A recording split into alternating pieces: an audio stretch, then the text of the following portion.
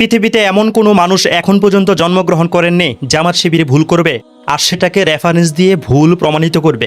তারা ভুল করবে, আকাম করবে, যা মন চায় তা করবে, সেটাকেই জায়েজ করার জন্য তারা সাথে সাথে কুরআন হাদিসের রেফারেন্স বের করে ফেলবে। অথচ তাদের সংগঠনের পক্ষ থেকে বলা হয় সাহাবাই কেরাম সত্যের মাপকাঠি না, তবুও তারা সাহাবাই কেরামের রেফারেন্স সেখানে নিজেদের আকাম কুকামগুলো ঢাকার জন্য পেশ করে থাকে। নিজেদের অন্যায়গুলোকে চাপিয়ে রাখার জন্য সাহাবাই কেরাম থেকে যেই হাদিসগুলো বর্ণনা হয়েছে নবী করিম সাল্লাল্লাহু আলাইহি ওয়াসাল্লাম কি করেছে সেই সমস্ত হাদিসগুলোকে রেফারেন্স হিসেবে ব্যবহার করে থাকে। পৃথিবীতে সত্যি করে বলছি এমন কোনো মানুষ এখন পর্যন্ত জন্মগ্রহণ করেননি যে জামাত শিবির কোনো একটা আকাম করবে, জামাত শিবির কোনো একটা ভুল করবে, জামাত শিবির কোনো একটা অন্যায় করবে, সেই অন্যায়টাকে অন্যায় হিসাবে মানুষের সামনে তুলে ধরতে পারবে।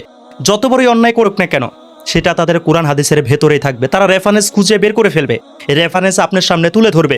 যদিও তারা সাহাবাই কেরামের সমালোচনা করে, যদিও তারা বলে সাহাবাই কেরাম সত্যের মাপকাঠি নয়, তবুও সাহাবাই কেরাম থেকে বর্ণিত হাদিস দিয়ে তারা রেফারেন্স বাইর করে দিবে। তখন সাহাবাই কেরাম সত্যের মাপকাঠি হয়ে যায়। আসুন, এই যে কয়েকদিন আগে একটা ঘটনা ঘটে গিয়েছিল, ডক্টর শফিকুর রহমান সাহেব একজন বিদেশি একজন মানুষকে পিছন থেকে হাঁসের মতো জড়িয়ে ধরেছিল, যেটাকে নিয়ে অনেক আলোচনা হয়েছিল, যেটা কি মানুষ ভালো চোখে দেখেনি, যে তার আচরণটা আসলে ভালো দিকে যাচ্ছে না, এটাকে নিয়ে মানুষ অনেক কথাবার্তা বলেছিল। সেটাকেই কিন্তু তারা জায়েজ করার জন্য অলরেডি হাদিস সামনে নিয়ে এসেছে। সাহাবাই কেরাম থেকে যে হাদিস বর্ণনা হয়েছে সেই হাদিসের রেফারেন্স দিয়ে দিচ্ছে। এটা এখন জায়েজ হয়ে গিয়েছে, এটা এখন তাদের জন্য দলিল হয়ে গিয়েছে, আর কথা নয়। আসুন এবার শুরু করা যাক, সেই ভিডিও ক্লিপটা দেখা যাক তারা কোন হাদিসের রেফারেন্স এখানে দিচ্ছে। আমির জামাত একজন ভাইকে পিছন দিক দিয়ে জড়িয়ে ধরলেন, অর্থাৎ একজন বিদেশি মেহমানকে জড়িয়ে ধরলেন। এটা নিয়ে তোলপাড় হয়ে যাচ্ছে, কেন জড়িয়ে ধরলেন, কেউ কেউ বিভিন্ন ভাবে ব্যঙ্গ করছে। প্রথমে একটি তিরমিজি শরীফের হাদিস দেখুন, 1994 নম্বর হাদিস, এবং মুস্তাদ আহমদ হাদিসটি এসেছে। রাসূল করিম সাল্লাল্লাহু আলাইহি ওয়াসাল্লাম চিন্তা করে দেখছেন, হাদিস কিন্তু পাওয়া গেছে, তিরমিজি শরীফের হাদিস এসে পড়ছে, আরও বিভিন্ন জায়গায় বর্ণিত হয়েছে, সেই হাদিস তারা পাওয়া গেছে। এখন তাদের রেফারেন্স চলে আসছে, রাসূল সাল্লাল্লাহু আলাইহি ওয়াসাল্লাম থেকে বর্ণিত হয়েছে। আসুন আগে রেফারেন্সটাও দেখে আসি তারা কোন হাদিস এখানে তুলে ধরছে। একে খুব ভালোবাসতেন। ফাআতাহু নবী সাল্লাল্লাহু আলাইহি ওয়াসাল্লাম ওয়া হুয়া ইয়াবিউ মাতাআহু। রাসূল করিম সাল্লাল্লাহু আলাইহি ওয়াসাল্লাম একদিন বাজারে আসলেন, আর যে সাহাবী জাহিরকে নবী ভালোবাসতেন তিনি কিছু মাল বিক্রি করতেছেন বাজারে। ফাহতাদানাহু মিন খালফি। রাসূল করিম সাল্লাল্লাহু আলাইহি ওয়াসাল্লাম জাহিরকে পিছন দিক দিয়ে জড়িয়ে ধরলেন। ওয়া হুয়া লা ইয়াবসিরহু। জাহির কিন্তু দেখে নাই পিছন দিক দিয়ে কে জড়িয়ে ধরছে। তারপর মানে নবী করিম সাল্লাল্লাহু আলাইহি ওয়াসাল্লাম জাহির নামে একজন, জাবের নাকি জাহির নামে একজন সাহাবী ছিল, সেই সাহাবীকে রাসূল সাল্লাল্লাহু আলাইহি ওয়াসাল্লাম পিছন থেকে জড়িয়ে ধরেছে। তো বিদেশে যে ফরেনারটা আছে সেও একটা মুসলমান সাহাবী আর কি, উনার কথা অনুযায়ী যে মুসলমান ধর্মের একজন আলেম কিংবা ইসলাম ধর্মের একজন শক্তপুক্ত আলেম, দিনী প্রচারকারী ভাই, উনাকে ডক্টর শফিকুর রহমান সাহেব জড়িয়ে ধরেছে। আসুন আরেকটু সামনে যাই। আরসিলনি মান হাদা। হযরত জাহির বললেন, কে ধরছো, আমাকে ছেড়ে দাও। ফালতাফাতা ফাআরাফা নবী সাল্লাল্লাহু আলাইহি ওয়াসাল্লাম। অতঃপর যখন ফিরে দেখলেন যে মুহাম্মদ সাল্লাল্লাহু আলাইহি ওয়াসাল্লাম ওনাকে জড়িয়ে ধরছে। ফাজআলা লা ইয়ালু মা আলসাকা যাহরাহু বিসাদরি নবী সাল্লাল্লাহু আলাইহি ওয়াসাল্লাম হিনা আরাফাহু। যখন তিনি চিনতে পারলেন যে মুহাম্মদ সাল্লাল্লাহু আলাইহি ওয়াসাল্লাম ওনাকে জড়িয়ে ধরছেন, এবার তিনি আলসাকা মানে একটু লাগিয়ে দিলেন ওনার যাহরাহু, ওনার পিঠটাকে লাগিয়ে দিলেন মুহাম্মদ সাল্লাল্লাহু আলাইহি ওয়াসাল্লাম বুকের সাথে, অর্থাৎ ভালোবাসার। কোথায় হলো নবী করিম সাল্লাল্লাহু আলাইহি ওয়াসাল্লাম, কোথায় হলো সাহাবী, আর কোথায় হলো ডক্টর শফিকুর রহমান সাহেব, আর কোথায় হলো বিদেশি সেই মানুষটা, বিদেশি কূটনীতিক যাদেরকে বলা হয়, যারা বাংলাদেশের এই যে বিদেশি এম্বাসির মানে আমেরিকান এম্বাসির যারা দায়িত্ব পালন করছে তাদের।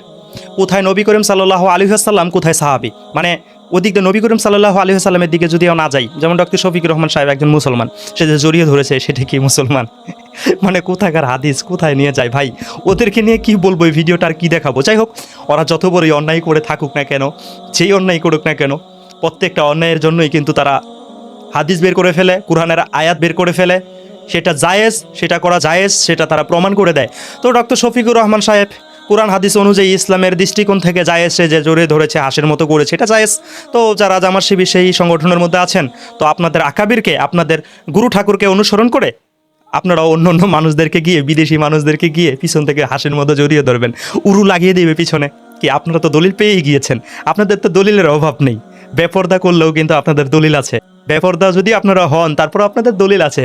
মুখমণ্ডল, হাতের কনি, পায়ের পাতা এগুলো খোলা থাকলেও ছেলেদের সাথে আড্ডা, মেয়েদের সাথে ছেলের আড্ডা করতেই পারবে, আড্ডা দিতেই পারবে। আপনাদের তো রেফারেন্সের অভাব নেই। রেফারেন্স শুধু আমাদের কাছে নেই, আমরা শুধু হারাম হারাম করে যাচ্ছি, শরিয়া বিধানই চাই এটাই বলে যাচ্ছি, আর আপনারা ধাপে ধাপে শরিয়া আইন বাস্তবায়ন করতে চাচ্ছেন।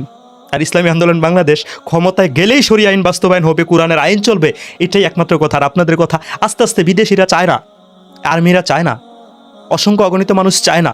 অসংখ্য অগণিত মানুষ যদি না চায় তাহলে আপনাদেরকে ক্ষমতা কে নিবে ইসলামের জন্য? যাই হোক ভাই, ওরা যত বড়ই অন্যায় করুক না কেন, তারা যা যাই করুক না কেন, 2 দিন আগে হোক পরে হোক, সেটার রেফারেন্স আপনারা পেয়ে যাবেন। এই যে রসুল সাল্লাহ সাল্লাম থেকে ধরে সাহাবাই কেরামদের দিয়ে রেফারেন্স এখানে তারা অকট্ট দলিল পেশ করে ফেলেছে। তিরমিজি শরীফের হাদিস দিয়ে তারা এখানে দলিল দেখিয়ে ফেলেছে। তো কেউ যদি পিছন থেকে সেইভাবে জড়িয়ে ধরে, সে যে ধর্মেরই মানুষ হোক না কেন, সেটা রসুল সাল্লাহ সাল্লামের হাদিস এবং সাহাবাই কেরামের ইয়াদের চলবে। আগে রসুল সাল্লাহ সাল্লাম এক সাহাবিকে পিছন দিয়ে গিয়ে জড়িয়ে ধরেছিল না, এটা রেফারেন্স তিরমিজি শরীফের হাদিসের মধ্যে এসে পড়েছে।